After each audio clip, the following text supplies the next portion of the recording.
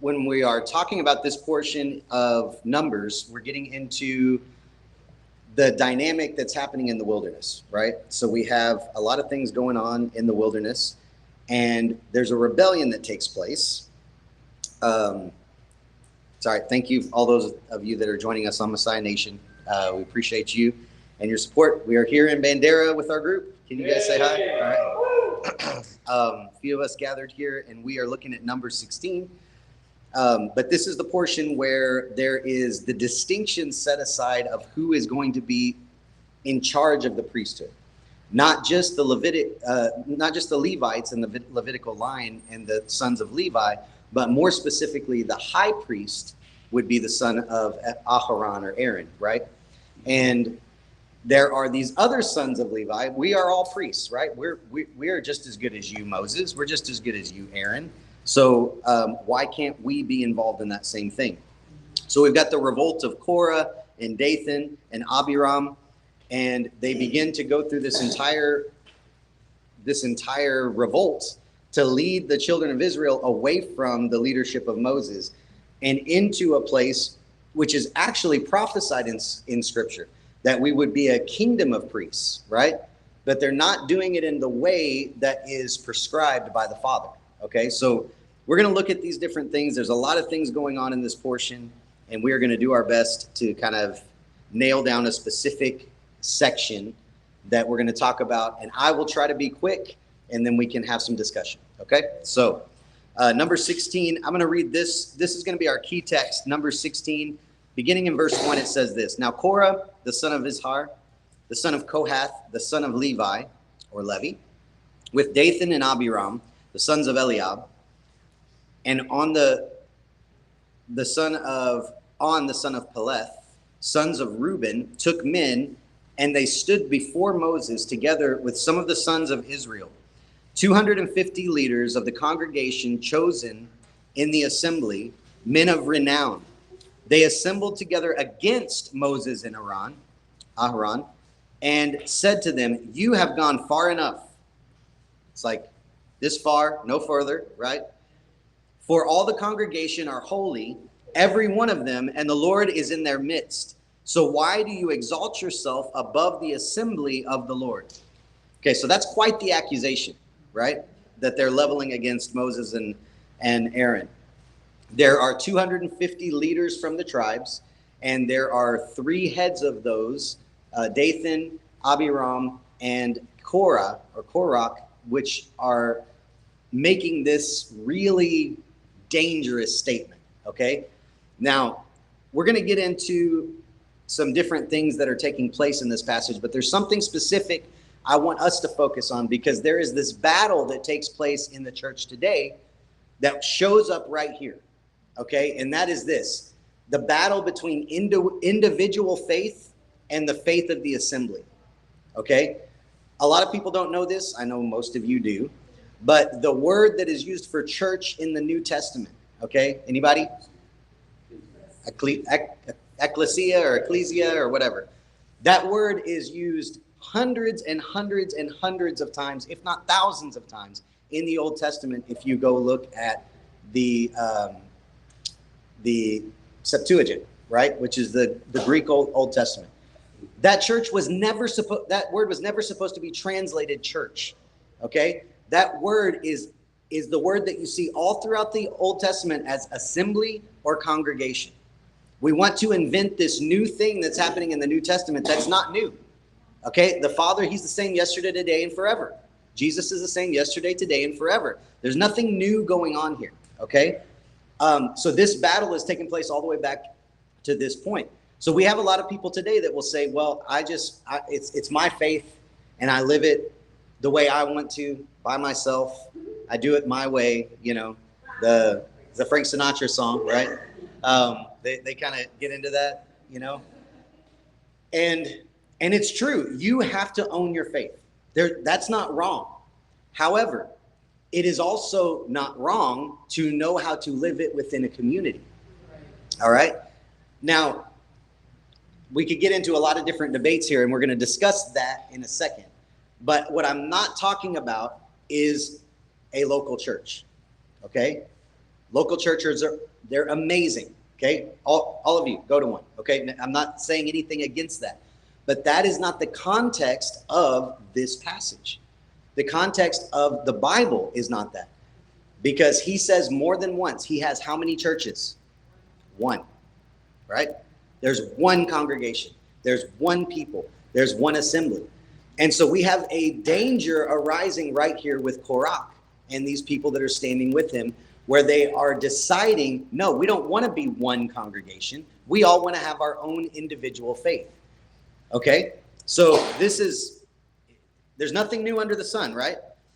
But we're going to address something that gets taken out of context here, because a lot of people, I've heard this preached over the years. I know Mark has. I know Danny has. I know a lot of us probably have heard this. This verse in 1 Chronicles 16 that's also echoed in Psalm 105, verse 15, I believe, where it says, do not touch my anointed ones and do my prophets no harm. Okay? And we've heard that preached over the years as there is a man of God, and if you touch that man of God, the judgment of the Lord is going to come upon you, and something's going to happen to you that is bad because you have touched the anointed one of God. Okay. All right. Don't amen too loud, okay? All right. But here is the reality of that. Let's look at the context of the verse. That's so important. This verse gets abused, and it has gotten abused most of our lives, most of my life anyway. But listen to what it says. He also confirmed it to who? Sorry, y'all can read, right? Okay. He also confirmed it to who? Jacob, or Yaakov, right? In Hebrew. For a statute. To who? He changed his name to? Israel. Okay. So we're talking about the context of Jacob, who became Israel, who became a nation, the Lord's nation, the Lord's people, right? That's you and me now, right? As an everlasting covenant, saying to you, I will give the land of Canaan as the portion of your inheritance. When they were only a few in number, very few, and strangers in it, and they wandered about from nation to nation and from one kingdom to another. Those words are highlighted for a reason. One kingdom to another people. He permitted no man to oppress them. And he reproved kings for their sakes, saying, do not touch my anointed ones and do my prophets no harm. Who is he talking about? Israel. He's talking about his people. Guess what? All of them. Not just one man, not just the person that's self-appointed as the leader of a congregation or voted as the leader. It doesn't matter. None of that matters. All of us that have decided to follow the ways of Yah, the ways of our Father, that we've been born again by the name of Yeshua, we are his people. And we are set apart, and we are anointed for a purpose, for his kingdom, for his glory. And that is who he's speaking about, his people, right? So his people, his nation, his kingdom, his church, his congregation, his assembly. This is who he's talking about. Now, remember, we're not talking about individual churches, individual pastors. What about us? What about Korah? What about Moses? What about the 250? What about the assembly? This is where we get into trouble, because we begin to try to divide up the kingdom. We begin to try to say things like, well, I can't fellowship with that person because they don't believe this way. Well, I can't. Listen, how many churches are there? One. There's one. There's his people. There's his kingdom. There's his church. And there's a lot more we have in common than we have not in common. But we want to hyper focus on all the ways everybody else is wrong. It's okay. It's human nature, right? You know, it really is. It goes to the point where it's our duty to do it. Absolutely.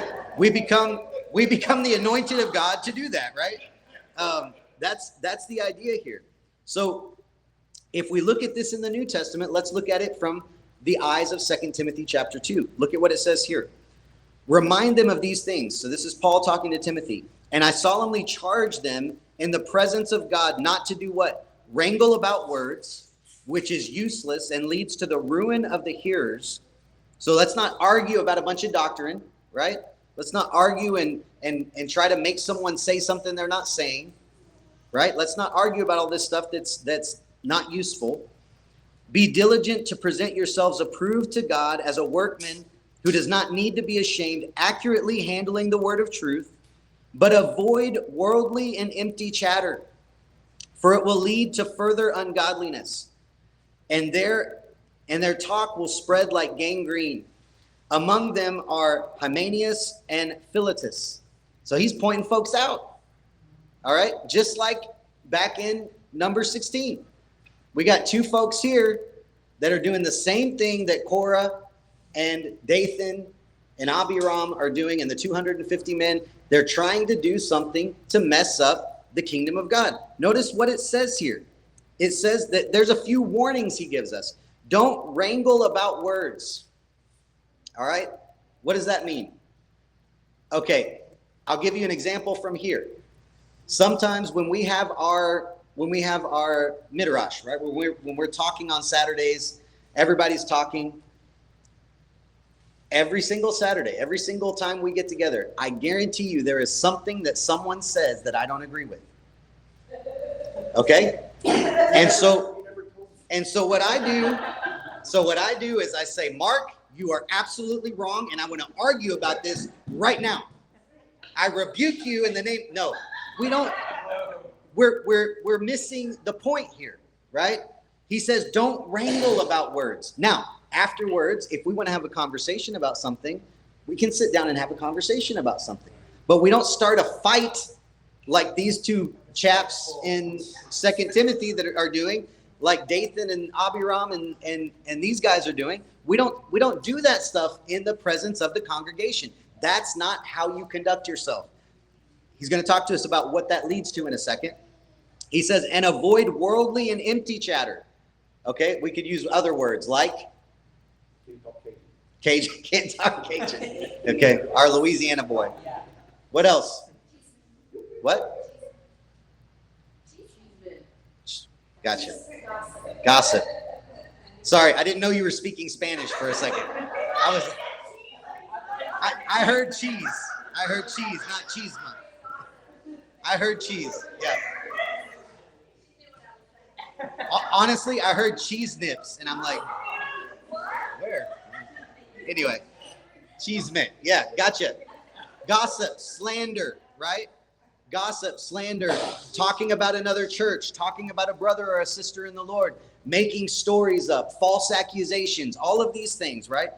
He said these things spread like disease. He warns these people. He warns that about this stuff, and he says we can't be involved in this stuff, guys.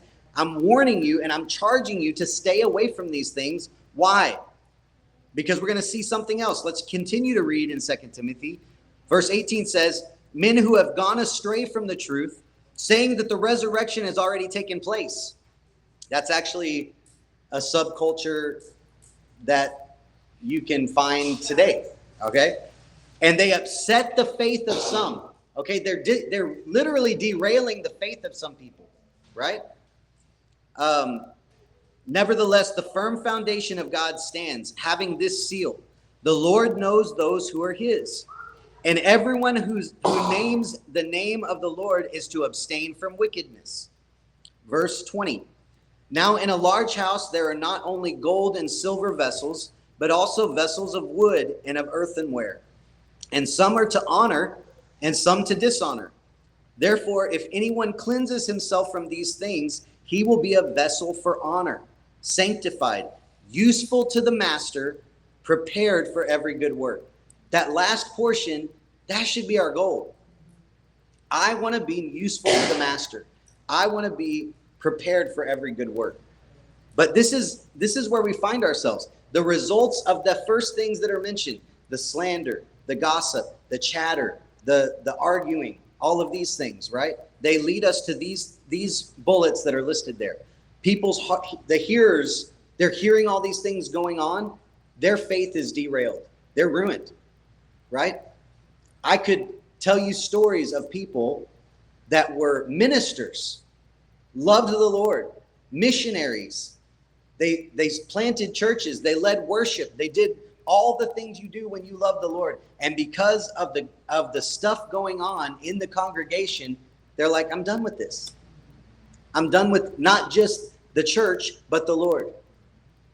Because if this is how his people behave, I want nothing to do with it. Right? It leads to ungodliness. Right? Fights, separations. Yeah. Factions, Paul calls them, right? And we end up straying from the truth and believing things we shouldn't believe. Yeah. Why? Because here's what happens. I say something in a congregation. I'm going to pick on Mark for a second. Mark taught us 1 week about something in Leviticus, and he saw it in a way, and he missed something in there.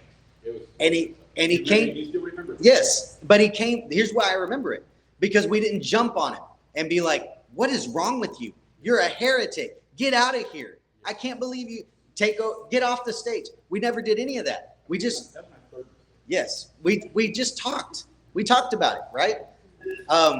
And now he's in a completely different place than he was back then, and we all make those mistakes. But what happens is, when we can't talk about them and dialogue about them, we end up either just completely dropping all the faith, or someone gets defensive, right? Or offended, and they just say, well, I'm going to believe whatever I want to believe. And they go over here and they start their own thing. And now they're off into something that is not biblical, right?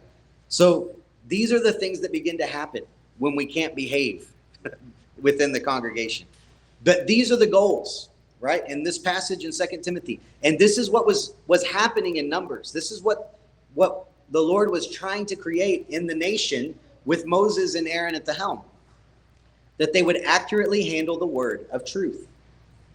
They were the ones that were being given the Torah.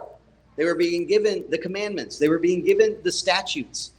And here come these other guys and they say, we can hear from God just as well as you can. We're just as holy as you are. Okay? Are those things true? To a degree. They are, right? But they weren't the ones that the Lord had chosen to speak the Torah through. And it wasn't the way that the Lord had designed it to work, right? The Bible says in this passage to cleanse ourselves from this dishonor, these dishonorable things. Cleanse yourself from those things so that we can be useful to the Maker and prepared for good works, right? So Yeshua even says this same kind of thing, right? We've got something happening when he's teaching. All these people are coming to a table for a meal, and they're all picking the honorable positions at the table. Look at this. It says in verse 8, when you are invited by someone to a wedding feast, do not take the place of honor. For someone more distinguished than you may have been invited by him, and he who invited you both will come and say to you, give your place to this man, and then in disgrace you proceed to occupy the last place. Okay, we're building something here, so stay with me. Just in your mind, you don't have to answer out loud, okay? Who's the focal point of this? He began speaking and he said, when people are arriving to a table, invited to a wedding, these people are beginning to take seats of honor. But then the person in charge, the master of the house, the person that's putting together the wedding, comes and asks them to move. Why? Because that's the person that we should be deferring to. The master of the house, the master of the ceremony, the master of the wedding. Okay? Do you see the imagery beginning to happen here? We are the guests at the wedding. Okay? It's the Father's house. It's his table. We're being invited. You don't come into the Father's house and tell him how to do things. You just don't. Okay? He has set a way of doing things. That is why the early church was called the way. Why? Because they were following the way. His way, right? That's the reality. And we have decided we're going to do everything we can to not follow his ways and make it about our ways. Well, I just feel more comfortable in this environment. Well, I just want worship to be like this. Well, I just want a pastor that does this. Well, I just want a church that does this. Well, I just think people should be like this. Okay, listen to how we're starting all of those sentences. Me, me. I, right? Look at the rest of this verse. In verse 10. But when you are invited, okay, have we been invited to the table, to the master's house? We have. To the congregation? Go and recline at the last place, so that when the one who has invited you comes, he may come to you and say, friend, move up higher. Then you will have honor in the sight of all who are at the table with you. For everyone who exalts himself, like Korah, will be humbled, and he who humbles himself will be exalted. So even our master is saying the same thing in these passages. Okay? This is how the congregation is supposed to work. Yeshua gives us the point. It's not about the guests. It's about the master of the house. It's not about the vessels that we read about, but it's about the one preparing the vessels, right? He said, remember what he said in Timothy? There's common vessels, there's dishonorable vessels, there's honorable vessels. It's not about the vessels, okay? It's not about the guests. It's about the master. It's about the potter. It's about him, and that's where we're supposed to be falling in line. Let's get to the point here. In Proverbs 6, one of Mark's favorite passages, it says this in verse 16. There's 6 things that the Lord hates, right? God's all love, right? He doesn't hate anything. Okay, well, Proverbs would disagree with you, right? 7 things are an abomination to him. Haughty eyes, a lying tongue, hands that shed innocent blood, heart that devises wicked plans, feet that run rapidly to evil, a false witness who utters lies, and one who spreads strife among the congregation or among the brethren. We'll read it this. We'll read it in the King James Version. It says, the one that soweth discord among the brethren. It's an abomination to him. Which is worse than hating. This is something he cannot tolerate. He can't be around. That's exactly what Korah, Dathan, and Abiram are doing. That's exactly what the other 2 guys in 2 Timothy were doing. This is exactly what happens today in the church and among brothers and sisters. We find a way to sow discord among believers. Why are we doing that? That is not the point of his congregation. Are we looking for reasons to divide or unite? Can I find something in common with you? That should be my goal. Okay? Listen, hopefully no one that goes to Hondo First Baptist watches this, but I am not Baptist. I'm just not, okay? I've never been Baptist. I don't know anything about Baptist. But for a reason unknown to me, the Lord has me leading worship at a Baptist church, a First Baptist church in Hondo that's really old. It's been there forever. It's got a history. It's got, all of these roots. And for some reason, this guy's there. I don't know why. But those are amazing men and women of God. They love the Lord. They love the word. Okay, do I agree with everything? Of course not. Do they agree with everything that I believe? Of course not. Do I believe everything Mary believes? No, we're still married. Okay? You find common ground. But what we've done historically as the people of God, all the way back to Korah, is to look for a reason to divide. And it's not about us. Notice what Korah says. We're just as holy as everybody else. We're a holy congregation. We're a holy people. And I wish Moses would have just looked at him and said, it's not about you, bro. It's not about you. It's about him. What did he decide to do? I don't know why. I tried to get out of it. I told him I couldn't talk. He gave me Aaron and said, your brother's going to help you out. I didn't want to go in front of Pharaoh. I didn't want to lead this people. I've tried to get out of it every chance I got. But for some reason, he chose me, and it's my responsibility. So that's where we are. And that's what the Father wants. So that's what we're going to do. Now, you can read the rest of chapter 16 to see what happens to all these folks, right? But here's the reality. I want to bring you to 1 Peter 2 and kind of finish up with this in verse 5. This is the goal. This is who we are supposed to be as the ecclesia, as the congregation, as the assembly. You also, as living stones, are being built up as a spiritual house for a holy priesthood to do what? To offer spiritual sacrifices acceptable to the Father through Jesus Christ. It's about the Father. It's about offering those sacrifices through the Son to the Father. It's not about us. It's not about our desires, our wants, our anything. It's about what he wants, what he's designed, what he's put in place. And that is what Korah and Dathan and Abiram and all these 250 men that ended up getting burnt or swallowed by the earth, right? These guys didn't get that. And sometimes I wish the Lord still did this kind of stuff, right? Just, man, if we're getting out of line, just smack us, God. You know, we would have a lot, we would be in a better place sometimes, right? Yeah. I'm not wishing that, Lord. Not for me, just for them. But anyway, that's what I have for you tonight. We can discuss this. We can go into some of this and kind of have a dialogue. But God bless you. Shabbat shalom. And we're done with the teaching portion.